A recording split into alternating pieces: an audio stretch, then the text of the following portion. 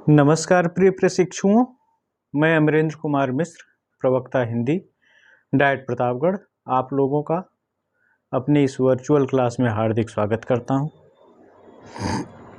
प्रिय शिष्यों, मैंने आप लोगों को अपने पिछले वीडियो में ये आश्वासन दिया था कि मैं रस से संबंधित कुछ महत्वपूर्ण तथ्यों से आप लोगों को और परिचित करवाऊंगा। आज उसी श्रृंखला में मैं आप लोगों को रस से संबंधित कुछ और महत्वपूर्ण तथ्यों से परिचित कराने जा रहा हूं। हम लोग क्रमशः इनको एक एक करके देखते जाएंगे। तो सबसे पहला तथ्य रस के संदर्भ में जो है, सबसे पहले मैं आप लोगों के सामने थोड़ा व्हाइट बोर्ड से हट जाता हूं ताकि आप लोग इसे प्रॉपरली देख सकें, और देखने के बाद फिर मैं जो है आप लोगों से मुखातिब होऊंगा। उम्मीद है अब आप लोगों को व्हाइट बोर्ड दिख रहा होगा और इस पर लिखे हुए तथ्य भी। अब मैं एक एक करके आप लोगों से इनके संदर्भ में बात कर रहा हूं। बच्चों, रस का जो व्युत्पत्ति परक अर्थ है, अर्थात जहां से वह शब्द पैदा हुआ है उस शब्द का क्या अर्थ होता है, तो रस का अर्थ होता है रस्यते आस्वाद्यते इति रसः, अर्थात जिसका आस्वादन किया जा सके वो रस है। तो आप इसके व्युत्पत्ति परक अर्थ से परिचित हुए, रस्यते आस्वाद्यते इति रसः। दूसरा महत्वपूर्ण तथ्य ये है कि रस शब्द का सर्वप्रथम उल्लेख तैत्तिरीय उपनिषद में प्राप्त होता है। वहां पर कहा गया है कि रसो वैसा, रस उसके समान है। किसके समान है? ब्रह्मानंद के समान है, ब्रह्म के समान है। तीसरा महत्वपूर्ण तथ्य है कि तैत्तिरीयोपनिषद में तो रस को ब्रह्म स्वरूप माना गया, लेकिन ब्रह्मानंद सहोदर के रूप में, कि ब्रह्मानंद तो नहीं है लेकिन जितना आनंद ब्रह्मानंद की प्राप्ति में होता है लगभग उतना ही आनंद रस से प्राप्त होता है। ऐसी मान्यता सर्वप्रथम आचार्य भट्टनायक ने रखी।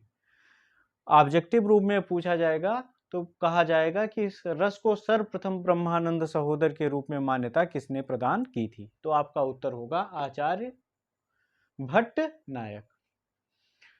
अगला महत्वपूर्ण तथ्य है कि रस को सुख दुख रूप किसने माना था? तो रस को सुख दुख रूप रामचंद्र गुणचंद्र जी ने माना था। सर्वप्रथम इन्होंने ही रस को सुख दुख रूप में प्रस्तुत किया था कि रस जो है सुखात्मक रूप, सुखात्मक भी होता है और दुखात्मक भी होता है। ऐसी इनकी मान्यता थी। अगला बहुत महत्वपूर्ण प्रश्न कभी कभी ये पूछा जा सकता है कि भरत मुनि का रस सूत्र विभावा अनुभाव व्यभिचारी संयोगाद्र रस निष्पत्ति कहाँ से लिया गया है? तो आपको मालूम ही है कि यह भरत मुनि का सूत्र है, वो उनके नाट्य शास्त्र के 6ठे अध्याय से लिया गया है। और एक और भी ज्यादा महत्वपूर्ण प्रश्न कि रस को काव्य की आत्मा के रूप में सर्वप्रथम मान्यता किसने प्रदान की थी? तो रस को काव्य के आत्मा के रूप में सर्वप्रथम मान्यता आचार्य विश्वनाथ ने प्रदान की थी। ये भी कभी पूछ सकता है कि किस ग्रंथ में की थी? तो आचार्य विश्वनाथ का ग्रंथ आप जानते होंगे। आचार्य विश्वनाथ के ग्रंथ का नाम है साहित्य दर्पण। रस सूत्र के प्रथम व्याख्याता आचार्य भट्ट लोलट थे। ये हमने आपको पहले भी बताया था, यहाँ भी लिख दिया है, आप लोगों की पुनरावृत्ति हो जा रही है। और एक और चीज है, साधारणीकरण की सर्वप्रथम अवधारणा किसने प्रस्तुत की थी? तो साधारणीकरण की सर्वप्रथम अवधारणा आचार्य भट्टनायक ने प्रस्तुत की थी। हालांकि इसकी सबसे तर्कसंगत व्याख्या जो है वो अभिनव गुप्त ने प्रस्तुत की है। तो ये आपके रस से संबंधित कुछ महत्वपूर्ण तथ्य हैं। आइए अब हम लोग जो है रस से संबंधित कुछ और महत्वपूर्ण बातों पर बात करते हैं। पिछले वीडियो में एक बच्चे ने पूछा था रस के देवता, रस के रंग, इन सब के संदर्भ में बातचीत करने के लिए। तो अब मैं उसी पे बात करना चाह रहा हूँ आप लोगों के साथ। सबसे पहले मैं हट जा रहा हूँ, आप लोग एक बार व्हाइट बोर्ड प्रॉपरली देख लें, फिर उसके बाद बात करता हूँ। दिख गया होगा आप लोगों को व्हाइट बोर्ड प्रॉपरली। अब हम एक एक करके आप लोगों से बात करते हैं। आप इधर देखें तो सबसे पहले रस लिखा हुआ है, फिर उसके बाद उसका स्थायी भाव लिखा हुआ है, फिर उस आगे लिखा हुआ है रस प्रतिष्ठापक। प्रतिष्ठापक माने इसको प्रतिष्ठा किसने प्रदान की, कि कोई भी रस जो है उसको सर्वाधिक प्रतिष्ठा किसने प्रदान की है। उसके बाद रंग है, कौन से रस का कौन सा रंग माना जाता है, और फिर उसके बाद देवता, कौन से रस के कौन से देवता माने जाते हैं। तो रस और उसके अस्थाई भाव से आप लोग पहले से परिचित हैं, इसमें हमें कुछ नहीं नया बताना है। हम लोग रस और रस के प्रतिष्ठापक आचार्यों के बारे में बात करते हैं। तो आप देखिए, शुरुआत से जो 8 रस हैं, श्रृंगार, हास्य, करुण, वीर, रौद्र, भयानक, अद्भुत, विभत्स, यहाँ तक के इन रसों को प्रतिष्ठा प्रदान करने वाले आचार्य भरत मुनि हैं। इन सारे रसों को हमने आप लोगों से पहले भी बताया था कि भरत मुनि ने 8 रसों को मान्यता प्रदान की थी। तो वो 8 रसों के प्रतिष्ठापक भरत मुनि माने जाते हैं। 9वां रस शांत को रस के रूप में जिस विद्वान ने सर्वाधिक प्रतिष्ठा प्रदान की वो थे उद्भट। वात्सल्य रस को जिस विद्वान ने सबसे ज्यादा प्रतिष्ठा प्रदान की वो थे आचार्य विश्वनाथ। भक्ति रस को जिस विद्वान ने सबसे ज्यादा प्रतिष्ठा प्रदान की वो थे रूप गोस्वामी। और एक नया रस आप लोग देख रहे होंगे, प्रयाण। इसका अस्थाई भाव भी आप जान लीजिए, स्नेह हो सकता है कभी किसी परीक्षा में पूछ लिया जाए कि प्रयाण नामक रस का अस्थाई भाव क्या है, या ये पूछा जा सकता है कि प्रयाण नामक रस को प्रतिष्ठा किसने प्रदान की थी, या उसके प्रतिष्ठापक कौन थे। तो वो थे आचार्य रुद्र। इसी तरह से अब हम लोग बात करते हैं रंग पर। श्रृंगार रस का रंग जो है वो श्याम वर्ण माना जाता है। हास्य रस का रंग जो है श्वेत वर्ण माना जाता है। करुण रस का रंग जो है कपोत के रंग का माना जाता है, जिस तरह से कपोत होते हैं उस तरह के रंग का। वीर रस का रंग हेम रंग माना जाता है। हेम माने आप जानते होंगे सोना, सोने के रंग का। रौद्र रस का रंग लाल माना जाता है। भयानक रस का रंग कृष्ण माना जाता है। अद्भुत रस का रंग पीत माना जाता है। विभत्स रस का रंग नीला माना जाता है। शांत रस का रंग धवल माना जाता है। और चूंकि ये 3 रस वात्सल्य, भक्ति और प्रयाण ये बाद के रस हैं, शुरुआती प्रारंभिक रसों में इन्हें स्थान प्राप्त नहीं है, इसलिए इनके रंग का निर्धारण पूर्व में नहीं किया गया था। इसी तरह से अब आप रस देखें और उनके देवता देखें। श्रृंगार रस के देवता कामदेव या विष्णु माने जाते हैं। हास्य रस के देवता शिवगण माने जाते हैं। आप लोगों ने सुना भी होगा शंकर जी का विवाह, उसी से संदर्भित है ये। करुण रस के देवता यम माने जाते हैं। वीर रस के देवता महेंद्र माने जाते हैं। रौद्र रस के देवता रुद्र माने जाते हैं। भयानक रस के देवता काल माने जाते हैं। अद्भुत रस के देवता गंधर्व माने जाते हैं। विभत्स रस के देवता महाकाल माने जाते हैं। शांत रस के देवता लक्ष्मी नारायण माने जाते हैं। और जिस तरह से इन बाकी 3 रसों का वात्सल्य, भक्ति और प्रयाण का रंग निर्धारित नहीं है, उसी तरह से इनके देवता भी निर्धारित नहीं है। यहाँ पे देखिए आप लोगों को कुछ पर्यायवाची टाइप के शब्द दिखते होंगे, यम, काल, महाकाल। इन सब में क्या अंतर है, ये हम कभी आप लोगों के सामने जब फेस टू फेस मोड के क्लास में होंगे तो आप लोगों को बताएंगे। यहाँ पर बताना ना बहुत औचित्यपूर्ण है ना महत्वपूर्ण। हाँ, ये जरूर ध्यान रखिएगा कि इनको बदल मत दीजिएगा कि करुण रस का देवता पूछा जाए तो आप यम ही लिखेंगे, काल नहीं लिख देंगे, या भयानक रस का देवता पूछा जाए तो आप काल ही लिखेंगे, यम नहीं लिखेंगे। तो ये सावधानी रखते हुए आप इनके रंग और देवता के संदर्भ में ये चीजें ध्यान में रखें और इसके अनुसार व्यवहार करें। आइए बच्चों, अब हम लोग जो है मित्र रस या रस मैत्री के बारे में कुछ जानते हैं, कुछ बात करते हैं। जैसा आप लोग व्हाइट बोर्ड पे देख रहे हैं, रस मैत्री या मित्र रस। अनु, अनु जब अनुकूल भाव वाले, यहां ध्यान रखिएगा एक शब्द और है जब। जब अनुकूल भाव वाले अनेक रस एक दूसरे को गति और उत्कर्ष प्रदान करते हैं तो इसे रस मैत्री कहते हैं। मतलब जैसे किसी एक रस का मुख्य रूप से वर्णन हो रहा है, उसी समय उसी के साथ ही साथ कुछ और भी ऐसे रस होते हैं कि अगर उनका वर्णन किया जाए तो जो पहला रस, जो मुख्य रस है, उसको जो है और ज़्यादा उत्कृष्टता प्रदान होती है, प्राप्त होती है, उत्कर्षता प्राप्त होती है। तो ऐसे मुख्य रस को मुख्य रस और उसके साथ जो और सारे रस आ रहे हैं उनको उसके मित्र रस के रूप में जाना जाता है। जैसे हम इसे एक उदाहरण के रूप में समझेंगे, हमने नीचे लिखा है कि वीर, अद्भुत तथा रौद्र रस में मैत्री होती है। जैसे वीर रस का स्थायी भाव है उत्साह। अब मान लीजिए कि कोई व्यक्ति जो है, मान लीजिए कि भगवान राम किसी काम को करने के लिए उत्साहित हैं, रावण से युद्ध करने के लिए उत्साहित हैं।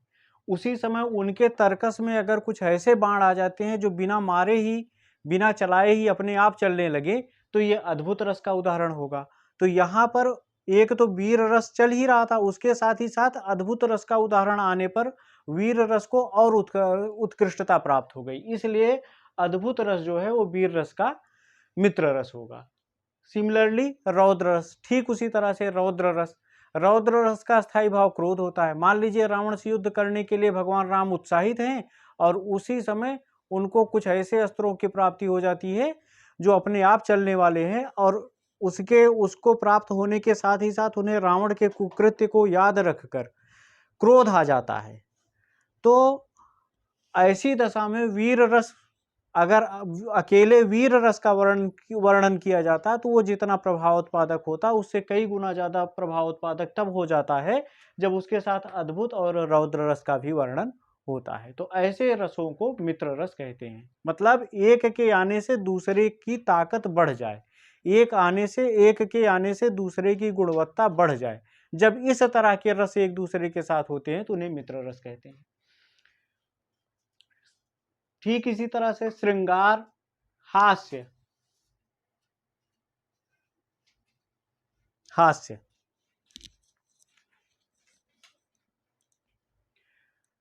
और अद्भुत, श्रृंगार, हास्य और अद्भुत। जैसे मान लीजिए कि कहीं पर नायक नायिका के बीच प्रेम संबंधों की बात हो रही है, प्रेम संबंध बन रहे हैं, उसी के साथ उनके बीच में अगर हास्य भी हो रहा है और साथ ही साथ नायिका इतनी सुंदर है, इतनी खूबसूरत है कि वो अद्भुत रस का उदाहरण बन रही है, तो ऐसी जगह पर श्रृंगार, हास्य और अद्भुत तीनों जो है एक दूसरे के सहायक होंगे, इसलिए इन तीनों को मित्र रस कहा जाता है। इसी तरह से विभत्स तथा भयानक, अगर कहीं पर भय की बात हो रही हो, साथ ही साथ ऐसी भी बात हो रही कि उसको सुनकर घिन आ रही हो, मतलब कि घिन के कारण भय पैदा हो रहा हो, घृणा के कारण भय पैदा हो रहा हो, तो ऐसे स्थान पर विभत्स और भयानक रस एक दूसरे के सहयोगी होते हैं, एक दूसरे के मित्र रस कहे जाते हैं। बच्चों, जिस तरह से अब तक हम लोगों ने रस मैत्री या मित्र रसों के बारे में बात की है, उसी तरह से कुछ रस विरोधी रस भी होते हैं। अगर उनको हम परिभाषित करना चाहें तो हम कह सकते हैं कि जब प्रतिकूल भाव वाले अनेक रस एक दूसरे की गति और उत्कर्ष को बाधित करते हैं तब उन्हें विरोधी रस कहते हैं, या तब उन्हें विरोधी रस कहा जाता है। अर्थात एक रस अपनी परिपूर्णता को प्राप्त हो रहा हो, लेकिन परिपूर्णता को प्राप्त होने से पहले ही ऐसे दूसरे रसों का वर्णन करना शुरू कर दिया जाए जो कि उसकी उत्कर्षता को बाधित करते हों, उसकी परिपूर्णता को बाधित करते हों, उसकी गति को बाधित करते हों, तो ऐसे रसों को विरोधी रस कहा जाता है। अभी आप इसे एक एग्जाम्पल के सहारे बड़े अच्छे ढंग से समझ जाएंगे। जैसे मान लीजिए कि कहीं पर करुण रस का प्रसंग है, कोई व्यक्ति मरा हुआ है, उसके परिजन उसके लिए विलाप कर रहे हैं, उसी समय आप वहां पर पहुंच करके कोई हंसने वाली बात करने लगी है, तो क्या उनका विलाप, उनकी करुणा उनकी पूर्णता तक पहुंचेगी? नहीं, वो बीच में ही बाधित हो जाएगी और अपनी परिपूर्णता को प्राप्त नहीं कर पाएगी। इसलिए करुण रस का विरोधी रस हास्य रस माना जाता है। ठीक इसी तरह से उसी स्थिति में कोई व्यक्ति अपने परिजन के लिए विलाप कर रहा हो और उसी समय कोई श्रृंगार की बातें करना शुरू कर दे नायक नायिका के संदर्भ में, तो भी वहां पर करुण रस का प्रसंग अपनी परिपूर्णता को नहीं पहुंच पाएगा और उसके पहले ही बाधित हो जाएगा। तो इसलिए श्रृंगार रस को भी करुण रस का विरोधी रस माना जाता है। अब ऊपर से आप देखें श्रृंगार रस के कौन कौन से विरोधी रस हैं? करुण रस। कहीं शादी हो रही हो, वहां आप जाकर के किसी के मरने जीने की बात करने लगिए। या विभत्स रस का मतलब जुगुप्सा वाले भाव, ऐसा वर्णन करना शुरू कर दीजिए कि किसी की आंतें निकल आई है, किसी की आंख निकल गई है, तो वहां पर क्या यह उचित माना जाएगा? क्या वो श्रृंगार रस के भाव को बढ़ाने वाला होगा?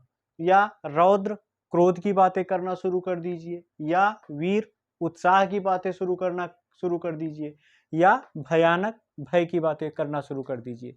मतलब आप संक्षेप में ये जाने कि जहां पर एक अस्थाई भाव दूसरे अस्थाई भाव का विरोधी होता है, अर्थात एक की उपस्थिति दूसरे की उपस्थिति को बाधित करती है, उसके उत्कर्ष को प्राप्त, उसके सर्वोच्च उत्कर्ष को प्राप्त करने में बाधा पहुंचाती है, तो वहां पर वीर रस होते हैं। इस तरह से आप सारे रसों को देख डालिए, इसमें जितने भी हैं वो सब एक की उपस्थिति दूसरे की उपस्थिति में बाधा पहुंचाती है, इसलिए इनको एक दूसरे का विरोधी रस कहा जाता है। श्रृंगार रस के विरोधी रस करुण रस, विभत्स रस, रौद्र रस, वीर रस, भयानक रस है।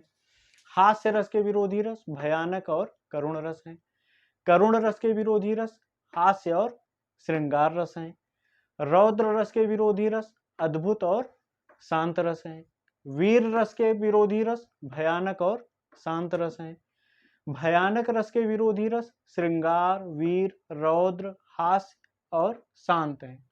इसी तरह से शांत रस के विरोधी रस वीर, श्रृंगार, रौद्र, हास्य और भयानक रस है।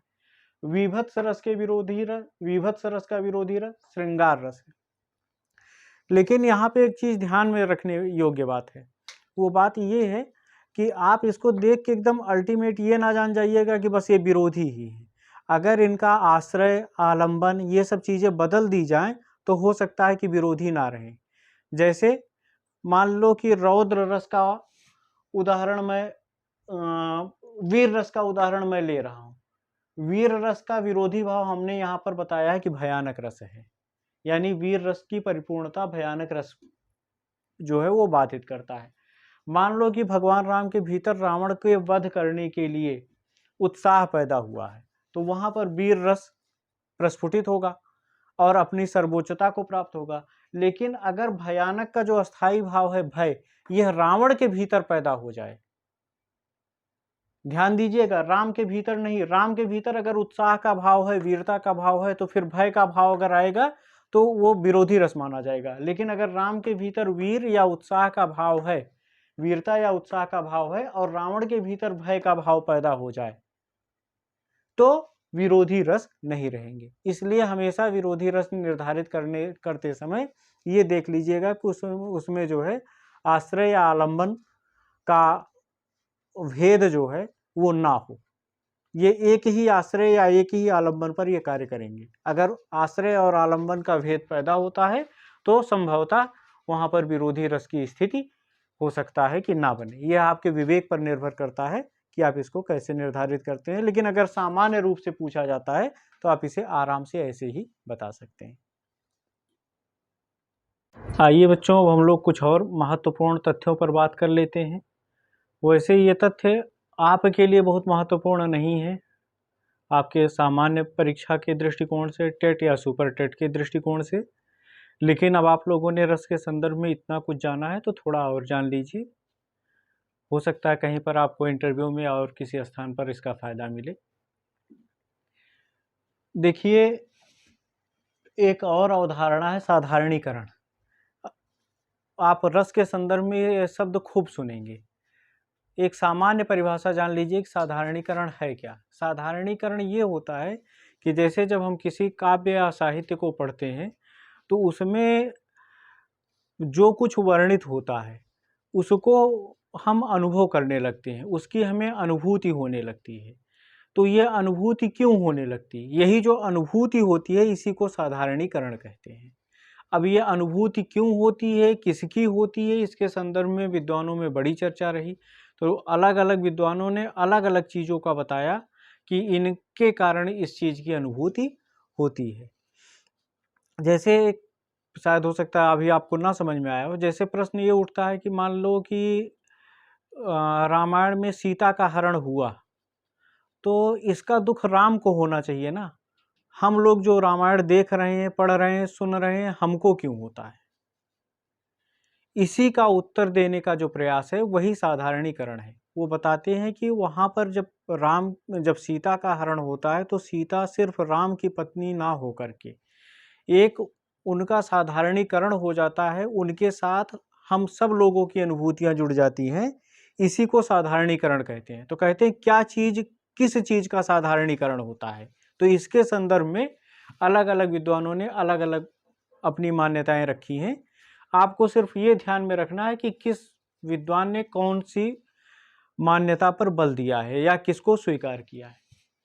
भट्टनायक जी ने कहा कि साधारणीकरण विभवादि का होता है, विभवादि जो चीजें होती है उनका साधारणीकरण होता है। अभिनव गुप्त ने कहा नहीं, साधारणीकरण सहृदय का होता है। हिंदी के प्रकांड विद्वान आचार्य रामचंद्र शुक्ल ने कहा कि साधारणीकरण आलंबनत्व धर्म का होता है। श्याम सुंदर दास जी ने कहा नहीं, साधारणीकरण सहृदय के चित्त का होता है। और डॉक्टर नगेंद्र ने कहा कि साधारणीकरण कवि की अनुभूतियों का होता है। तो ये पांचों तत्व आप सिर्फ ध्यान में रखें कि किसने किसका साधारणीकरण माना है। ठीक इसी प्रकार से एक और चीज होती है मूल रस या प्रकृति रस। मूल रस उस रस को कहते हैं, ये बड़े विद्वानों की बात है। वो लोग कहते हैं कि ऐसे बड़े विद्वान हुए जिन्होंने कहा कि ये भले आप 8, 9, 10, 11, 12 रस गिना दे रहे हैं, लेकिन इसमें से सिर्फ एक रस ऐसा है जिस रस से बाकी सारे रसों की उत्पत्ति होती है, और उस रस को हम मूल रस कहते हैं। तो लोगों ने पूछा कौन सा है मूल रस, तो अलग अलग विद्वानों ने अलग अलग रस को मूल रस बताया। जैसे भवभूति ने कहा कि मूल रस करुण रस है, करुण ही एकमात्र रस है, बाकी सारे रस उसी से उत्पन्न होते हैं। भोजराज जी ने कहा कि श्रृंगार ही एकमात्र रस है, बाकी सारे रस उससे उत्पन्न होते हैं। नारायण स्वामी जी ने कहा कि आश्चर्य ही एकमात्र रस है, बाकी सारे रस उससे उत्पन्न होते हैं। रूप गोस्वामी जी ने कहा नहीं, मधुर रस ही एकमात्र रस है, बाकी सारे रस इससे उत्पन्न होते हैं। और अभिनव गुप्त जी ने कहा नहीं, शांत रस ही एकमात्र रस है, बाकी सारे रस इससे उत्पन्न होते हैं। तो आप लोगों को सिर्फ ये ध्यान में रखना है कि किस विद्वान ने किस रस को मूल रस माना है। आप इतना ध्यान में रखे रहेंगे, आपका काम अनिवार्य रूप से हो जाएगा। तो अब इस वीडियो में, इस वर्चुअल क्लास में मैं रस का प्रकरण पूर्ण कर रहा हूं। आप लोगों को अभी भी अगर कुछ ना समझ में आया हो, कोई आपके मन में शंका हो, कोई दिक्कत हो, तो आप उसे कमेंट बॉक्स में पूछें, मैं उसका उत्तर अनिवार्य रूप से दूंगा। धन्यवाद।